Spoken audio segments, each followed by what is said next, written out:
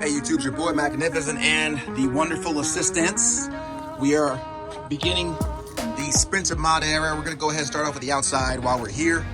And we're gonna go ahead and roughen up this side fender here with some good old Herculiner. Probably the easiest mod you can do. Thought about different alternatives taking it off, but I'm gonna go ahead and make this all nice and rough and tough. Here. Of course, eventually we'll put some paint correction to that. We'll get a ladder on this bad boy, get the front all good.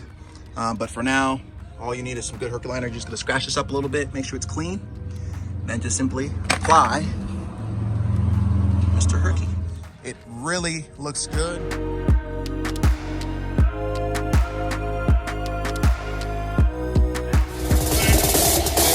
We make the streams louder.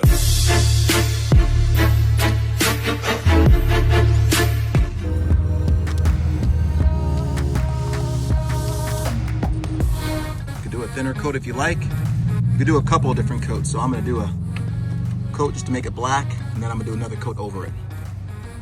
So I'm gonna do a coat to make it black, another coat over it. You have to be real careful on the ends here.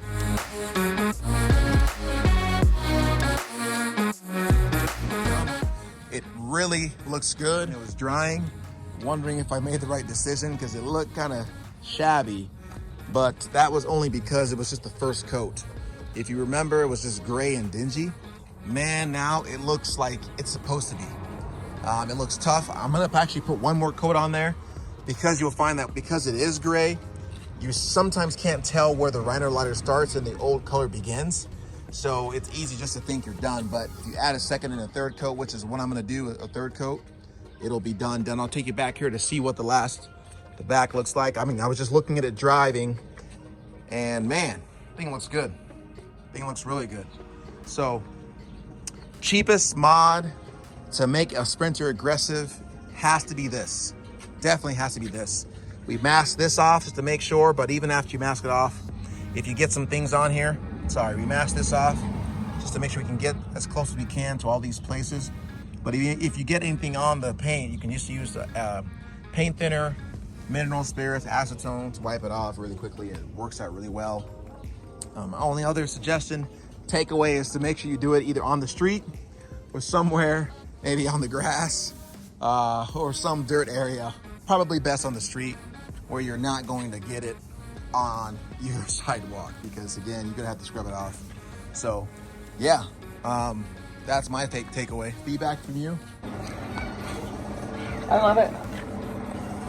Yeah, no downsides to it. It's an easy paint job because of where the siding is located. The only thing that we didn't do, if you see in the back, we went over the wheel hub, and the front we didn't. So you notice here it's Rhino lined and here it's not. The reason we did not do that was because this wheel hub is connected to the fender the fender, and there's no specific stop point here. Whereas in the back it is. So we figured that this, without having a specific stop point, like it's a separate piece, we didn't think it would look as good. You know, we could have just put some tape as our stop point like we did before. That would have worked. Because the way this paint's on, it's not like a clean cut line. Sure. So I didn't think it would look as good.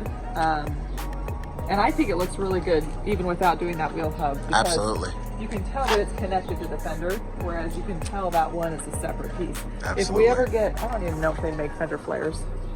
Maybe. I don't know. That might be an addition to it. Yeah. I thought about doing some other pieces, but we held off for now. That was really visionary. We didn't see it initially, just thought, hey, let's try something because we aren't gonna do the tires for a minute. We're not gonna do the ladder. Not gonna do the grill for a minute, meaning we're gonna get, even though we did this, we're gonna plan it all out. We are gonna get a different bumper eventually, but we're gonna plan it all at the same time. Because we're doing a complete. Because it's gonna be a complete conversion. So anyway, that's it. Thumbs up for me. Definitely try it. Cheapest mod, you're looking at 20 bucks to get it all done. If you want to get another coat, maybe take about 2 hours. About 2 hours, right? If you want to get a half a gallon, so worst case, you want to get another half a gallon, you're looking at 40 bucks. It was a quart. It was a fourth of a gallon. Yeah, that's right. It was a quart. Yeah, it was a quart. So cheapest just get half a gallon. Menards. Pop it on the link. Everywhere else I looked on eBay, it was, I mean, they were wanting like 35, 40 bucks just for one quart. And I will say So, too, just Menards. make sure when you tape off, make sure you use really good painter's tape. Don't use masking tape that'll leave Yeah. film on your car. But also make sure you tape it off really good, because this is a pain in the butt to get off of. Once, like if you accidentally overpaint, it rhino liner is a pain. It doesn't like wipe off nicely. So just make sure you do a really clean, take your time, do your tape off really good. And for all right, guys, hope it was helpful. Throw some comments down. If you tried it, you're gonna try it, let us know. Magnificent. Oh, I was gonna say, hold on one second. our next video upcoming here by the end of the week or next week, we're going to be doing a review too, so check that out, because there's a lot of people that wonder, especially those that want to do a conversion on a van or have big families and they need that big van, why we got this compared to, you know, like a Chevy 3500 or Yep, there's a Ram, the Ram or the Nissan NV. Nissan NV, the 3500. Yep, there are a And couple of we've these. actually test driven and ridden and owned a few of them, and this is by far the best. So we've got a review coming out of the pros and cons and the purchase of this. So check that out. That is a must-see before you ever even purchase this vehicle. All right, that said, That's it. Magnificent.